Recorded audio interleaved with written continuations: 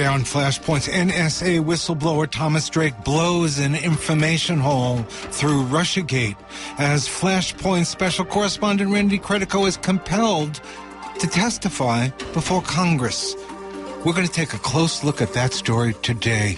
I'm Dennis Bernstein. All this straight ahead on Flashpoints. Stay tuned.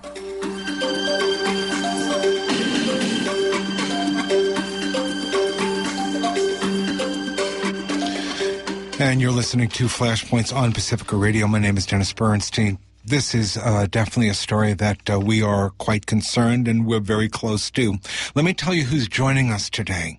We're joined by Thomas Drake. Drake is a former senior executive at the National Security Agency where he blew the whistle on massive multi-billion-dollar fraud, waste, and the widespread violations of the rights of citizens through secret mass surveillance programs after 9/11. As retaliation and reprisal, the Obama administration indicted Drake in 2010 as the first whistleblower since Daniel Ellsberg charged with espionage. And Drake faced 35 years in prison, turning him into an enemy of the state for his oath to defend the Constitution. In 2011, the government's case against him collapsed and he went free in a plea deal. He is the recipient of the 2011 Ridenhour Truth-Telling Prize. Thomas Drake, it's good to have you back with us, and I want to talk to you about RussiaGate. I want to get your thoughts on that based on your knowledge of the way information moves. But just let me, because we're directly involved. We played a small part in working with Randy on this series. He strongly believes, Randy Credico believes, that he's under attack because of the way he worked with and tried to get the word out on who Julian Assange is and his persecution. Now, Randy Credico, he's a lifelong truth teller. First as a comedian, powerful satirist, then a political activist working with the William Kunstler Fund, fierce and effective and successful opponent of stop and frisk, then a political candidate, runs for mayor and governor, raising key issues, making the mainstream politicians deal with issues they don't want to deal with. Then here comes Randy Credico and he starts a radio show, and as a part of that show, he does this 14-part series on Assange, and all of a sudden, he goes finally. Just recently, he goes and sees Assange, meets with him a couple of times, and now Randy Credico is subpoenaed before Congress. He is the middleman. He's some kind of middleman, and he's leading. He's a key player in the Russians stealing the election from Hillary Clinton and giving it to Trump. Now, from an informational point of view, this is just to state that we're a part of it. What do you think is going on here informationally? How would you look at this RussiaGate based on what you already know about what has transpired in terms of information movement? Welcome. Information, yeah, I was glad to have you. I'm glad to have you on your show. Information is the coin of the realm. It's the currency of power. And, anybody that questions authority or is perceived as mocking authority or hanging out with those that state power considered to be an enemy, and they've effectively declared Julian WikiLeaks a non-state actor and a direct threat to the national security of the United States. Well, that means you're hanging out with the wrong people, and maybe we need to take a swipe or two at you. But this latest development is quite troubling, I must say. I mean, this is sort of the continuing sort of evolution of the normalization of what's been happening going all the way back to post 9/11.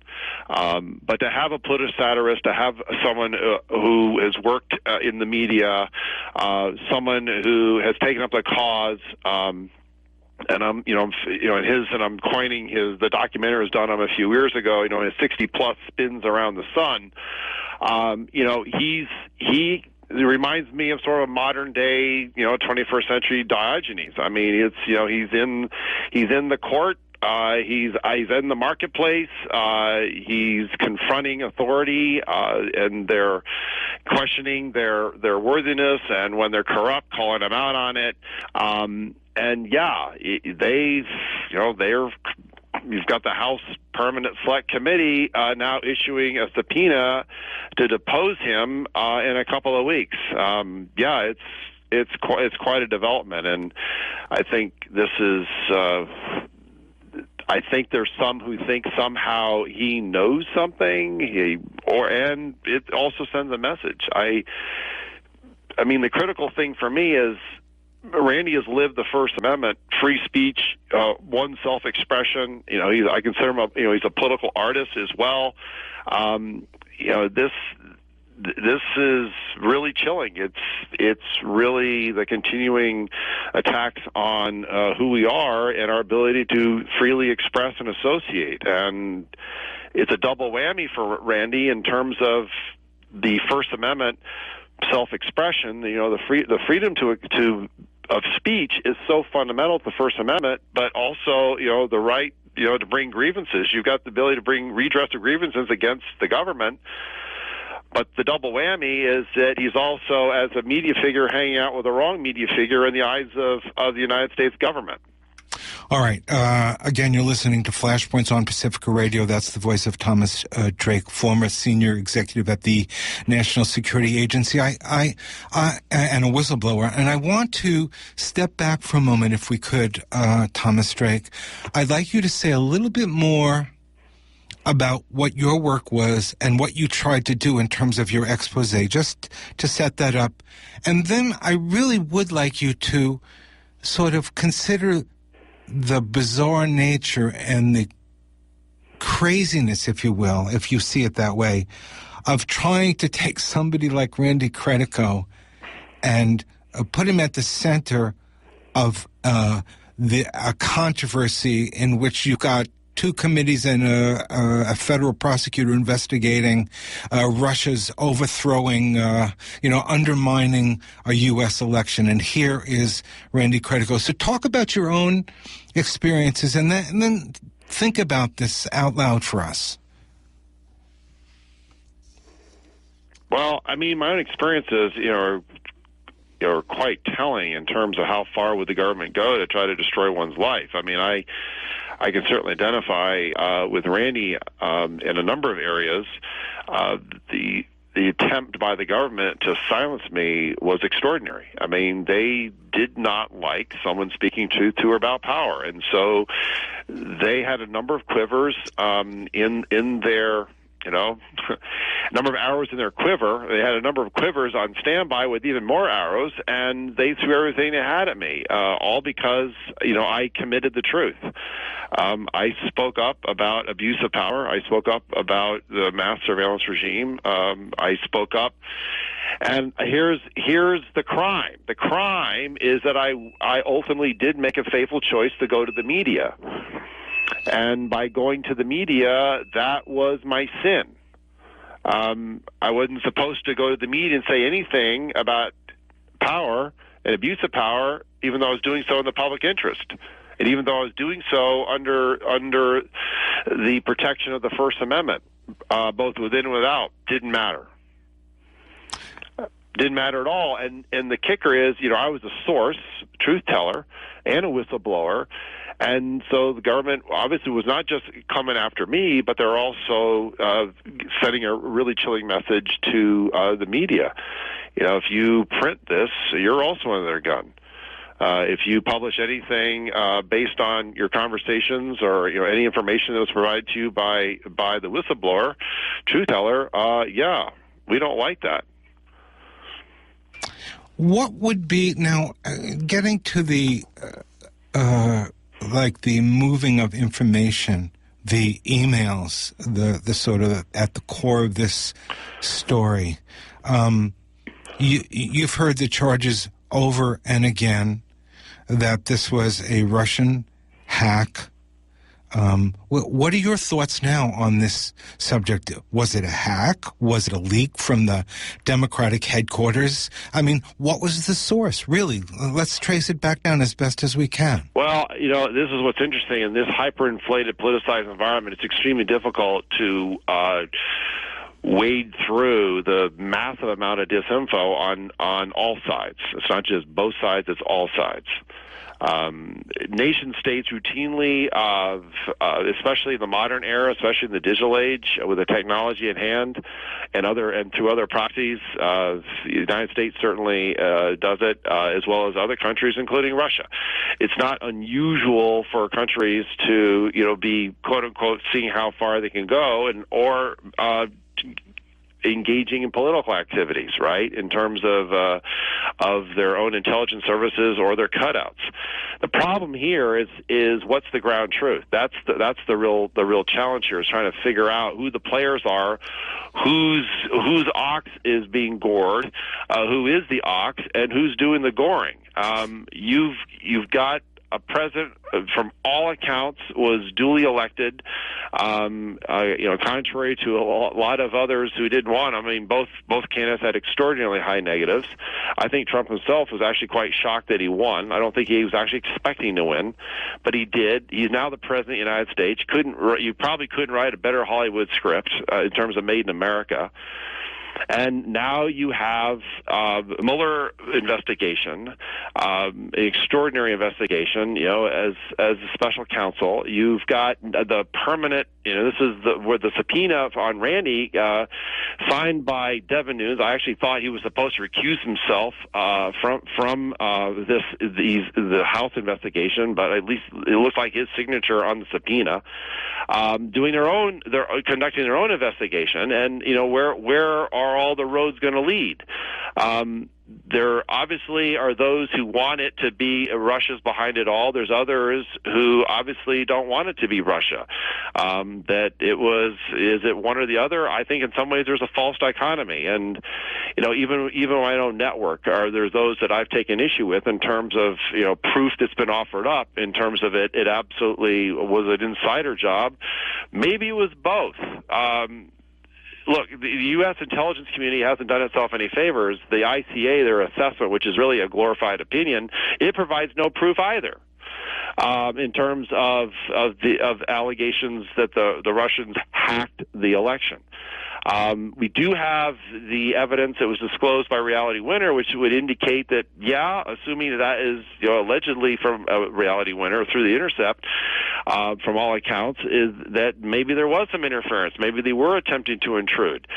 But the hyper-conflation, the hyper-politicization surrounding all this is making it extraordinarily difficult. And the advantage that the intelligence has, both, I would even say even over, they can hide behind what they're doing.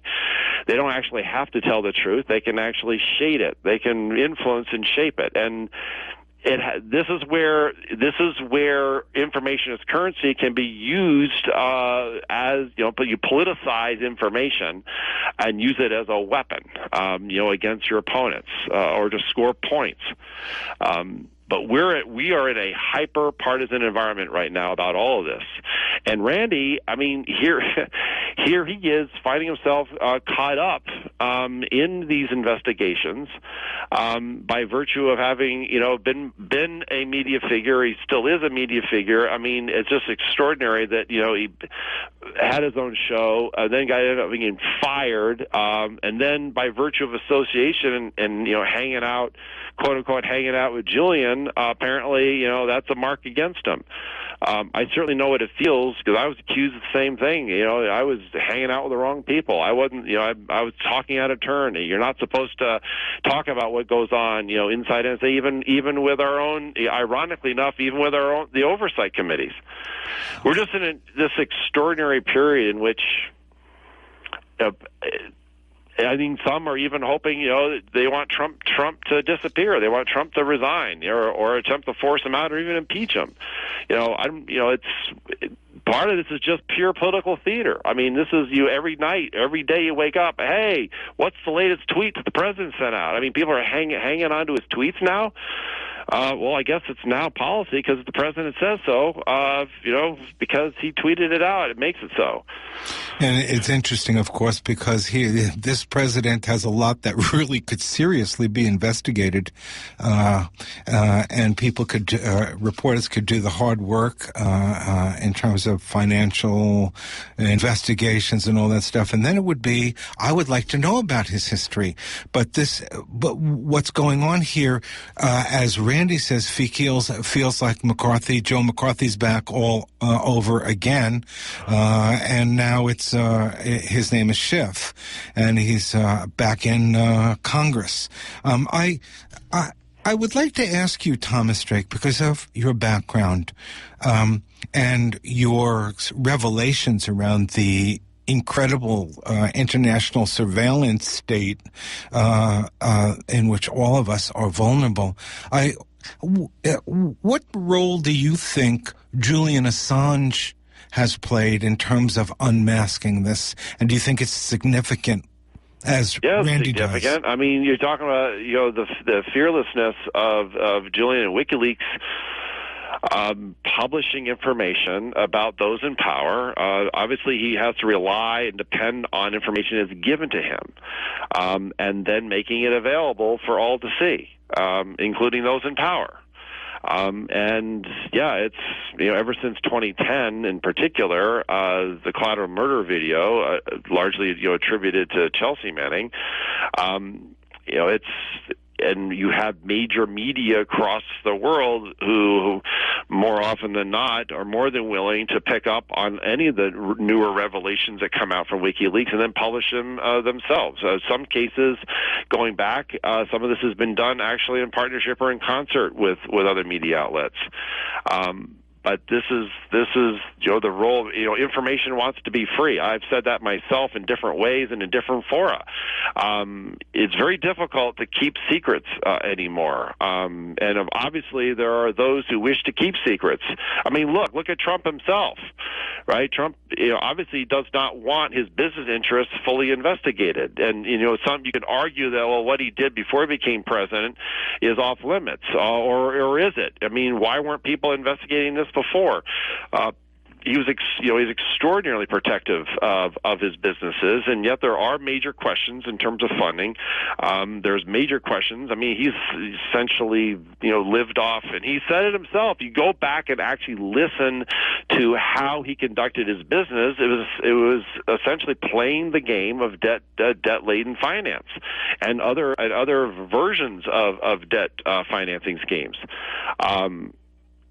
So here we are as president. President Trump is I mean, there's no he apparently has wanted to be president for a while. Made motions about that 20 plus years ago, right? But he's president, and it seems like he's brought out sort of the worst of all sides in terms of what it means. And I think he's in some ways, he gets up in the morning and say, "Hey, who can I rankle today?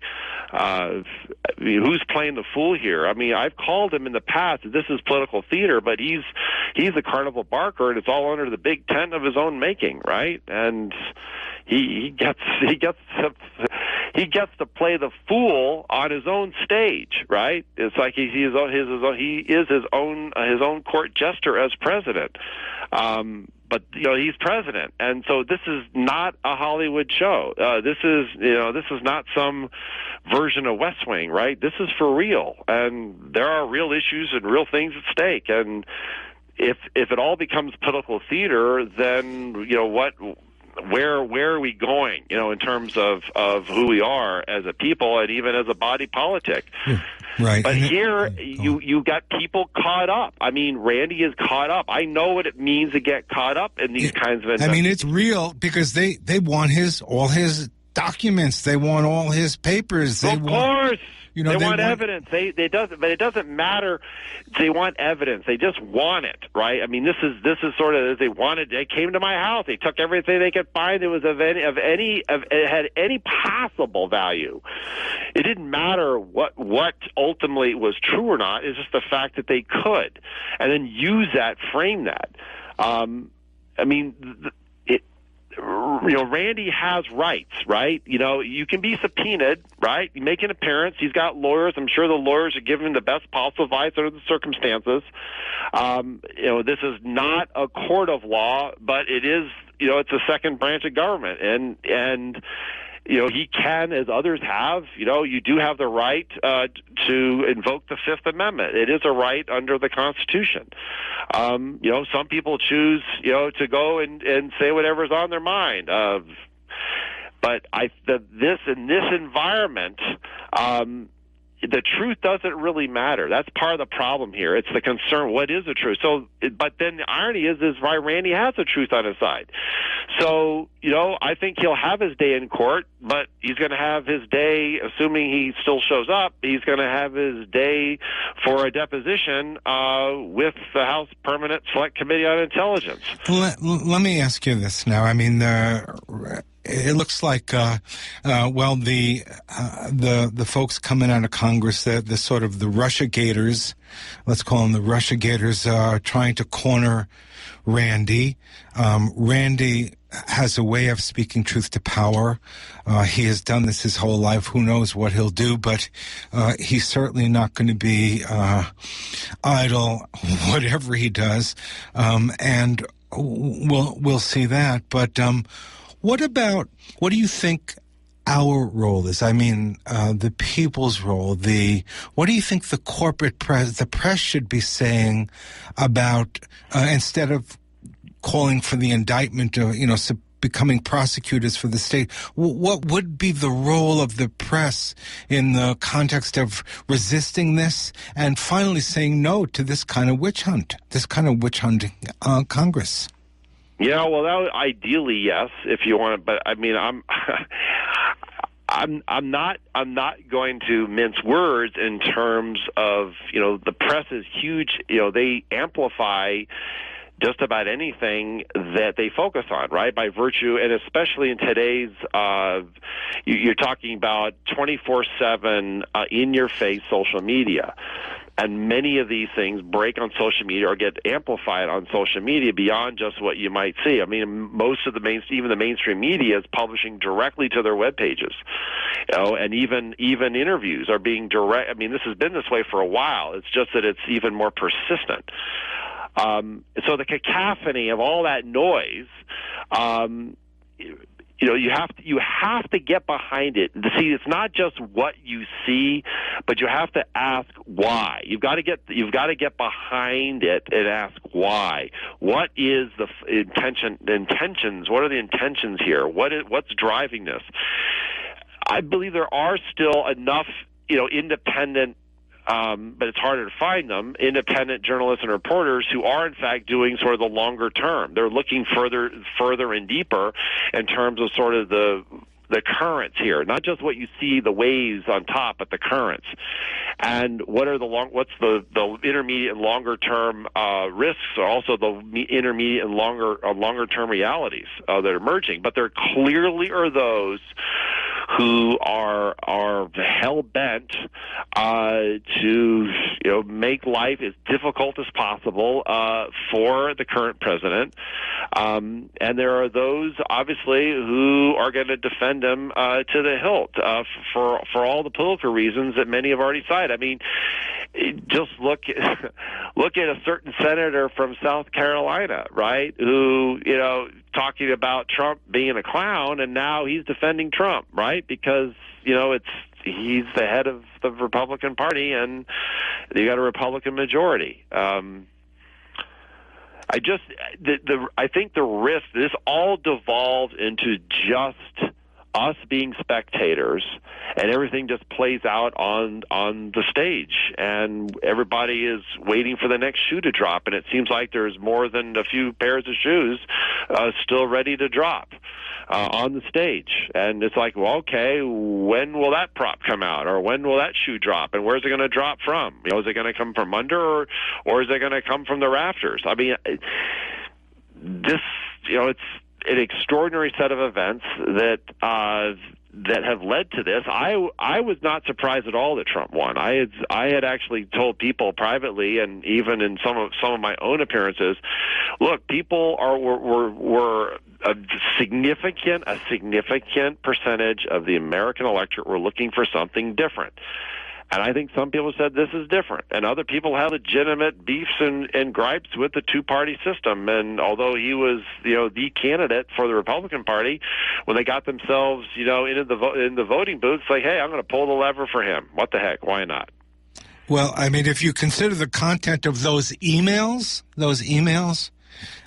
certainly the Clinton folk got rid of Bernie Sanders, so we'll never know that history. Well, no, I think it's interesting you bring up Bernie. I always thought it would have been a very interesting race to have Bernie versus Trump. The thing was, Bernie, in his own way, and I spent most of my youth growing up in Vermont, so Bernie was effectively one of my senators from Vermont. And so he was certainly appealing, especially to younger audiences, up through mid-30s. He was certainly appealing to them on the issues, and he was raising legitimate issues, even as a Democratic, socialist, an independent, but essentially caucusing with the Democrats. I think he would have been a worthy, but of course, if you're talking about the establishment, I think was much more desirous that Clinton would become president, and not just because she become the first woman president, because they were for her as the Democratic candidate. And yet we have Trump in office. So, and wouldn't you say that in Clinton they had a known quantity who supported that national security state? Well, you're bringing up an issue. I think this is part of the why, right? The deeper why is that there's no question in my mind is that the national security establishment was far more comfortable with having Clinton as president. A much more known entity, a quantity, and would have much. The classic hawk, Democratic hawk in that regard, and they would have been very comfortable having her as president of the United States. And I find it extraordinary that those current and former coming out of the woodwork, including someone central to my own case, General Michael V. Hayden, going apoplectic because a tweet that a classic Trump tweet taken on certain parts of the mainstream media, and just kind of sticking it to him, right, just to see what the reaction is. And yet Michael V. Hayden, this was a few days ago, got like over 100,000 likes just on his own response, like on all my 40 years. It's like, well, geez, he's was central to what we did in the deepest of secrecy at the highest levels of the government after 9/11 and going off the rails of a constitutional form of government, and engaging, in widespread mass surveillance regimes, right? And then claim it was all, legal and it was raw executive authority that was the basis for it, the legal basis. Raw executive authority? Wow, that's a different form of government, not the form of government I took an oath 4 times to support and defend.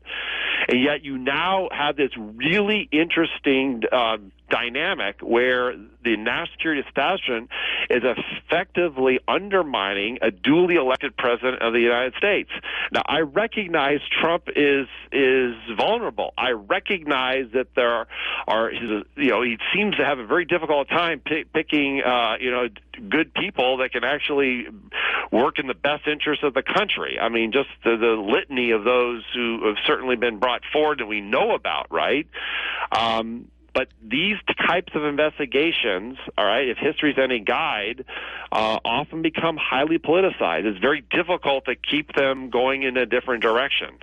And I think it's important that those independent media, independent reporters and journalists are continuing to probe the deeper issues to find out what the real truth is here. I worry about, in this case, that what really is happening is being sacrificed sort of on, the altar of entertainment, and just the stage of political theater. Well, as I've said before, I really do believe Randy is one of those, as you, one of of those canaries in the coal mine of corporate disinformation.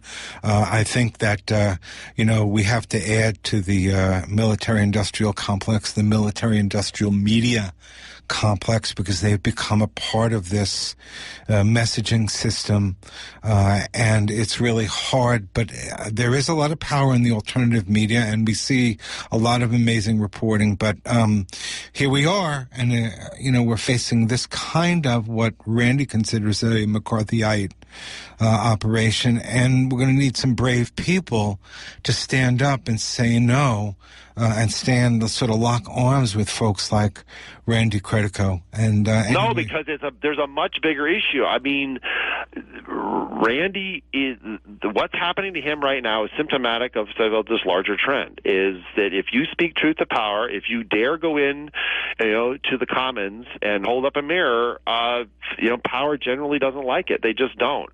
And the silencing treatment, the censoring, the getting fired, right? I mean, it really speaks volumes, right? Is Randy that much of a threat simply because he's questioning authority? I mean, that's what's actually happened in our own country. We're afraid of the truth. We're actually afraid of the press. We're afraid of actually having the uncomfortable conversations, the inconvenient conversations, or dealing with the inconvenient truths of ourselves. I mean, it's power. Power. I have to say, power does tend to corrupt. I was in an interview earlier today, and talking about Lord Acton's probably right.